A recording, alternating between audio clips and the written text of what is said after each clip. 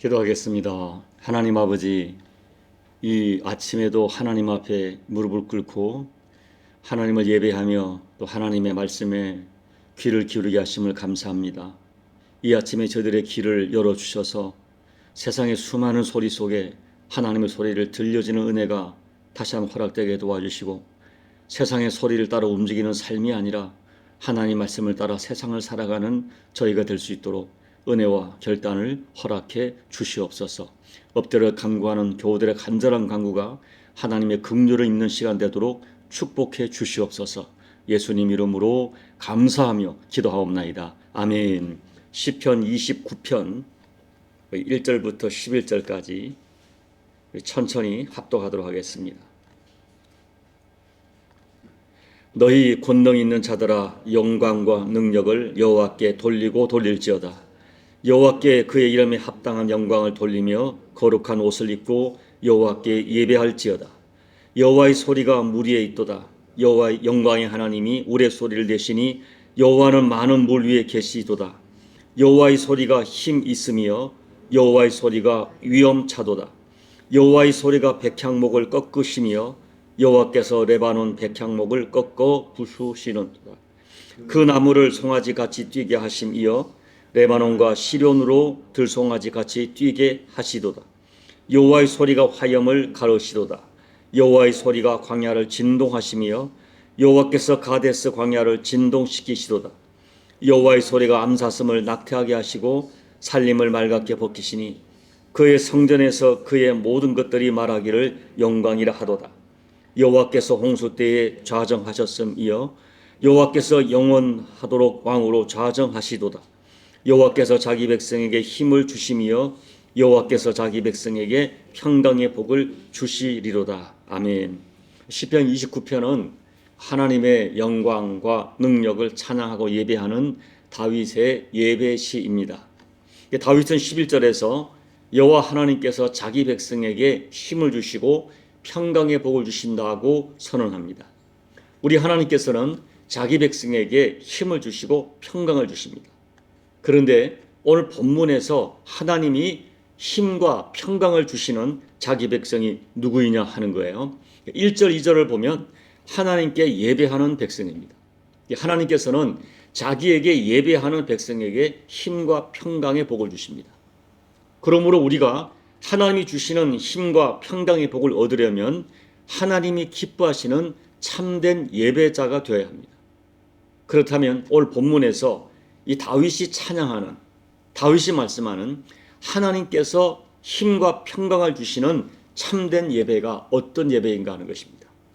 첫째, 자기는 내려놓고 오직 하나님께 진심으로 영광을 돌려야 합니다. 1절 말씀을 보면 너희 권능 있는 자들아, 영광과 능력을 여호와께 돌리고 돌릴지어다 라고 했어요. 여기서 말하는 그 권능 있는 자는 어떤 학자는 천사로 해석하고 또 어떤 학자는 세상의 권세 잡은 자로 해석하기도 합니다.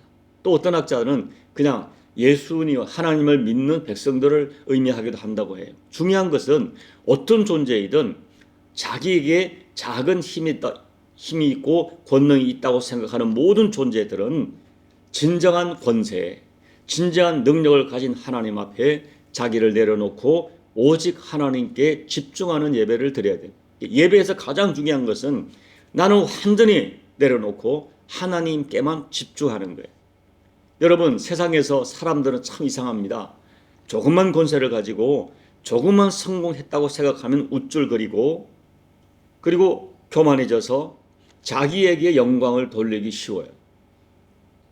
바로 그때 정신을 차리고 모든 권능의 주인이신 하나님께 겸손히 무릎 꿇고 오직 하나님께 집중하는 예배를 드려야 됩니다. 다윗은 당시 인간으로서는 최고의 권능을 가진 사람이었어요. 그러나 다윗은 나이 다 된 것이 하나님의 은혜임을 평생 잊지 않았습니다. 평생 결국 하나님께 예배하기를 너무나 사모했고 목마른 사람이 신음을 찾듯 하나님을 예배하는 그 예배의 삶을 너무나 사모했어요. 결국 하나님께 예배할 때 반드시 가져야 되는 자세는 나는 하나님 없으면 아무것도 아니다 하는 겸손한 태도입니다. 그래서 다윗은 1절에서 하나님께 영광을 돌리라고 노래했고 2절에서도 하나님의 이름에 합당한 영광을 돌리라 노래합니다. 특히 1절과 2절에서 영광을 돌리라 하는 말을 3번 반복한 것은 하나님께 예배하고 예배드려라 하는 것을 집중 강조하는 거예요. 그러므로 하나님의 은혜로 구속받은 저와 여러분들, 하나님의 자녀는 평생 하나님께 감사하고 찬양하는 예배자의 삶을 살아야 됩니다. 어떤 어려움이 있어도 어떤 상황에서도 예배를 통하여 하나님께 감사하고 하나님을 인정하고 하나님을 주목하고 영광을 돌리면 하나님께서 반드시 힘과 평강의 복을 주십니다. 둘째, 거룩하게 자신을 단장하며 예배를 드려야 합니다. 2절 하반부에 보면 거룩한 옷을 입고 여호와께 예배할지어다 했어요. 여러분, 이 거룩한 옷은 이스라엘 백성들이 절기 때 또 예배 때 하나님을 경배하기 위하여 특별하게 구별하여 입던 옷을 의미합니다. 여러분이 보시면 말레이시아에서도 이분들이 예배를 드릴 때 구별된 옷을 입고 가서 예배를 드려요. 물론 여기서 거룩한 옷을 입고 예배하라는 말의 진짜 의미는 거룩한 하나님께 예배 드릴 때에 자신의 내면 마음가짐을 거룩하게 단장하라는 뜻이죠. 예수님께서도 요한복음 4장 24절에서 하나님은 영이시니 예배하는 자가 영과 진리로 예배하라고 말씀하십니다. 예배할 때 내적인 단장이, 마음의 단장이 굉장히 중요해요.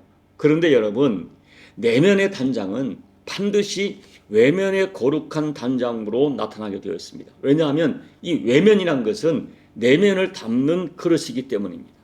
내면에서 하나님을 정말 존중하고 사모하면 외면의 거룩한 단장으로 나타나게 되어 있습니다.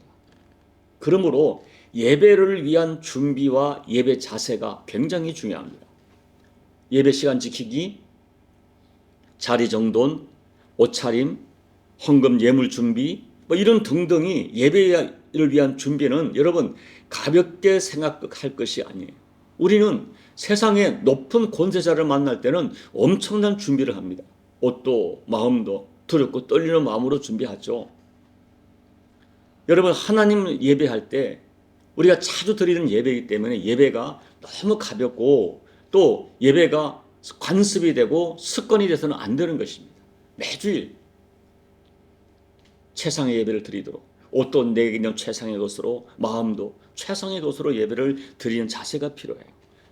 이렇게 영육 간에 내적 외적으로 거룩한 옷을 입고 사모하며 드린 예배가 우리 인생을 좌우한다고 저는 믿습니다. 하나님이 받으실 예배가 되도록 최대한 마음의 준비, 외적인 준비를 가지고 드리는 여러분 좋은 예배 습관을 가지십시오. 그것이 바로 오늘 거룩한 옷을 입고 하나님께 예배하는 삶이 내포하는 진정한 의미입니다. 셋째, 특별히 말씀을 사모하며 들어야 합니다. 여러분 3절과 9절까지 7번이나 여호와의 소리를 통해 하나님의 권세와 능력과 위엄을 표현하고 있어요. 이 다윗이 비유로 말한 것이기 때문에 자연에 나타난 하나님의 권능을 여호와의 소리로 묘사했기도 했고 또 여러분 여기에 많은 비유들이 있는데요. 이 새벽에 드릴 수는 없고요. 세상에 이루어지는 모든 일들 속에 여호와의 권능, 하나님의 소리가 역사하는 것을 이야기해요. 결국 이 말은 하나님의 말씀이 세상을 지배하고 세상을 이끌어간다는 의미입니다. 그러면 우리는 이 자연 속에서도 하나님의 권능과 영광을 느껴야 되지만 특별히 기록된 말씀을 통하여 하나님의 영광, 하나님의 권능, 하나님의 뜻을 느껴야 돼요. 우리가 그러므로 하나님의 말씀을 사모하는 것은 나에게 하나님의 힘과 평강이 나타나게 하는 최고의 방편입니다. 특별히 말씀을 잘 듣는 태도라는 것은 하나님을 사모하는 마음의 표시입니다. 말씀을 사모하면 말씀이 내 심령을 지배하게 되고 그 심령을 지배한 말씀이 결국 내 인생을 이끌어가는 능력의 원천으로 역사합니다. 사도행전 16장을 보면 바울이 안식일이 되어서 말씀을 전할까 다니다가 빌립보 강가에서 여인들이 모여 있는 것을 보고 가서 말씀을 전합니다. 그때 말씀을 전할 때 루디아라고 하는 여인이 하나님 말씀을 집중하여 듣고 있었어요. 그래서 이 루디아의 태도를 보시고 성령께서 루디아의 마음을 열어 바울의 말을 따르게 하십니다. 성경학자들은 루디아가 말씀을 집중하여 들을 때 주님께서 루디아의 마음을 여셔서 역사하신 것으로 해석해요. 그리해서 그 루디아를 통하여 유럽 최초의 빌립보 교회가 탄생하게 되는 것입니다. 여러분, 성경은 말씀은 단순한 지식이나 정보가 아닙니다. 하나님의 생명, 하나님의 능력, 하나님의 뜻 자체입니다. 하나님은 말씀을 통하여 자신을 계시하시고 말씀을 통하여 구원의 방법과 생명과 우리가 살아가는 삶의 모든 것들을 이야기합니다. 여러분, 죄는 다른 것이 아니라 하나님을 거부하는 것이죠. 하나님을 거부하는 사람들은 당연히 하나님 말씀을 거부합니다. 그러면 하나님의 성경이 우리들에게 제일 중요한 것은 하나님의 뜻이죠. 주님의 뜻. 그 주님의 뜻이 말씀에 완벽하게 계시되어 있습니다. 시편 29편 3절로 9절까지는 하나님의 말씀의 능력과 하나님 말씀이 세상을 지배하는 것임을 표현한 거예요. 그러므로 여러분, 우리가 말씀을 집중해 들을 때 그 말씀의 능력과 말씀에 담아놓으신 하나님의 뜻이 내 심령 속에 임하고 내 심령에 임한 말씀이 능력이 있어서 말씀은 내 영과 혼과 육, 내 삶까지 지배합니다. 히브리서 4장 12절 제가 읽어드릴게요.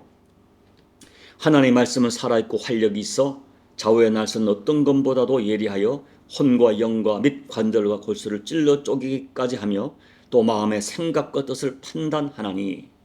이런 변화, 내 영과 육, 혼을 완전히 지배하고 찔러 쪼개는 능력이 말씀에 있어서 정말 말씀을 집중하여 듣는 어느 날 갑자기 말씀에 내 영을, 내 심을, 내 심령을, 내 육까지, 내 환경까지 지배하는 능력으로 역사하는 일이 일어납니다.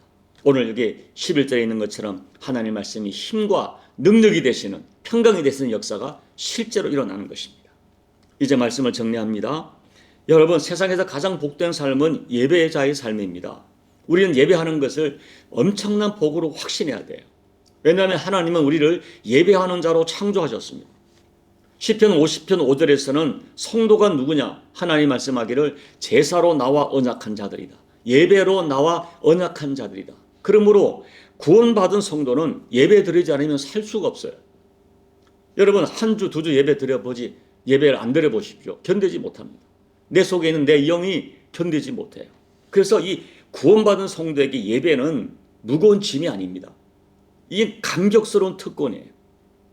그래서 우리가 성도들의 신앙을 검증하는 가장 중요한 기준은 그 사람이 드리는 예배의 모습입니다. 예배가 그 사람의 신앙을 검증해요. 그리고 참된 예배를 드릴 때 인생에 진짜 복도 따라옵니다. 물론 우리는 복을 받으려고 예배를 드리는 것이 아니에요. 내게 주신 하나님의 은혜가 너무 크기 때문에, 그분이 너무나 영광스럽고 존귀한 분이기 때문에, 내 사랑하는 아버지이기 때문에 내가 예배를 드리는 것입니다. 예배는 하나님을 향한 가장 중요한 신앙 고백이기 때문에 우리 성도에게 예배는 어떤 경우도 포기할 수 없는 절대 가치입니다. 그 예배를 여러분 잘 드려야 돼요. 정말 잘 드려야 돼요. 절대 가치로 드려야 돼요. 오늘 그렇게 그런 마음과 자세로 예배 드리다가 오늘 11절 말씀, 여호와께서 자기 백성에게 힘을 주시며 여호와께서 자기 백성의 평강의 복을 주시리로다. 이 복을 누리시는 저와 여러분 되시기를 예수님 이름으로 축복합니다. 아멘. 우리 찬송가 35장을 찬양하겠습니다. 큰 영화로신 주 이곳에 오셔서 이 모인 자들로 주 백성 삼으사 그 중에 항상 계시고 그 중에 항상 계시고 큰 영광 나타내소서. 이 백성 기도와 또 예물 드림이 향내와 같으니 곧 받으옵소서. 주 예수 크신 복음을, 주 예수 크신 복음을 만 백성 듣게 하소서. 또 우리 자손들 다 주를 기리고 저 성전 돌같이 긴하게 하소서. 주 구원하신 능력을, 주 구원하신 능력을 늘 끝날까지 주소서. 주 믿는 만민이 참 진리 지키며 예성도들 같이 주 찬송하다가 저 천국 보좌 앞에서, 저 천국 보좌 앞에서 늘 찬송하게 하소서. 아멘. 하나님 아버지, 저희들을 예수님의 십자가 피로 구속해 주시고 하나님의 자녀 삼아 주신 후에 우리 마음속에 본능처럼, 갈급한 마음처럼 하나님을 예배하고자 하는 마음을 심어 주신 것을 감사합니다. 하나님, 우리가 하나님께 예배함이 우리 기쁨이고 즐거움이고 우리 평생 소원, 절대 가치가 되게 도와주셔서 예배드리지 않고는 견딜 수 없는 심령으로 남은 인생 예배를 통하여 하나님께 영광을 돌리고 예배 속에 하나님의 임재와 하나님의 능력을 공급받아 험한 세상 믿음으로 승리하는 저희들 되어지게, 그렇게 예배자로 살다가 마침내 그날에 장엄하게 자랑스럽게 하나님 배웠고 저 천국에서도 하나님을 예배하는 예배자로 살아가는 우리 모두가 될 수 있도록 은혜 베풀어 주옵소서. 이 땅에 드려지는 예배가 잘 드려지게 도와주시고 하나님 아버지, 정말로 목마른 사람이 시냇물 찾듯 사모하는 마음으로 드리는 예배가 우리에게 아버지 평생에 이어지도록 은혜 베풀어 주옵소서. 예수님 이름으로 간절히 소망하며 기도하옵나이다. 아멘. 여러분, 오늘 다윗의 예배가 우리 예배가 되어지고, 여러분, 우리가 다윗을 보면 정말 실수도 많고 허물도 많고 상처도 많았지만 그의 생애 속에 절대 포기하지 않은 것이 예배였습니다. 목마른 사슴이 시냇물 찾듯 사모하는 것이 이 다윗의 고백이었죠. 오늘 그 예배자의 삶을 다시 회복할 수 있도록 이 새벽에 간절히 기도하시고, 또 우리 교회 예배가 하나님께서 보시기에 합당한 예배로 드려질 수 있도록 기도해 주시고, 조국 대한민국이 예배자, 이 참된 예배를 드리는 교회가 될 수 있도록 중보하며 기도해 주시고, 여러분 각자의 개인 기도로 예배를 마무리하시고 돌아가시기 바랍니다. 기도하겠습니다. 하나님 아버지, 저를 예배자로 불러주심을 감사합니다. 예배할 때 기쁨이 있고 예배 드리지 않으면 견딜 수 없는 마음 주신 거 감사합니다. 하나님, 남은 평생 이 예배자의 삶을 지켜내게 도와주십시오. 그냥 예배자가 아니라 사모하는 예배를 통하여 하나님께 영광 돌리지 않으면 견딜 수 없는 예배를 통해 하나님 임재를 경험하지 않으면 살 수 없는 예배, 아버지, 그 예배자의 삶을 살아가도록 도와주십시오. 아버지 하나님, 내가 예배를 통해 하나님 임재를 경험하지 않으면 살 수가 없습니다. 아버지, 내게 주신 여호와의 은혜를 예배를 통해 영광 가운데 선포하게 도와주시고, 고백하게 도와주시고, 하나님 아버지 찬양하게 도와주시고, 감사하게 도와주시고, 그와 같은 예배의 삶을 통하여 하나님과 영적 교제 속에 아버지 숨을 쉬며 내 영이 새로운 힘을 얻으며 위로를 받으며 격려를 받으며 험한 세상을 살아갈 거룩한 능력을 공급받는 우리 모두의 예배가 될 수 있도록 도와주옵소서. 하나님 아버지, 평생을 예배자로 살아가겠습니다. 결단코 포기하지 않겠습니다. 아버지, 예배를 기뻐하겠습니다. 예배를 사모하겠습니다. 하나님, 이 예배자의 삶이 아버지 저희의 가장 절대 가치가 되게 도와주시고, 우리 남은 십자가 교회와 이곳에 있는 모든 교회들이 아버지께 합당한 예배를 드려지게 도와주시며, 조국 대한민국 교회와 교우들이 하나님께 예배드리는 그 감격스러운 예배가 될 수 있도록 우리 아버지 하나님 은혜 베풀어 주옵소서. 오늘도 함께 하실 주님을 찬양합니다. 우리 가운데 임재하실 주님을 찬양합니다. 아버지 하나님 도와주십시오. 이 새벽에 강력한 성령의 임재가 있어서 우리 모두가 영의 하나님의 영으로 영이 잡혀서 기도하게 도와주시고, 아버지가 주시는 귀한 영의 예배를 온전히 드리는 저희가 될 수 있도록 아버지 은혜 베풀어 주시옵소서.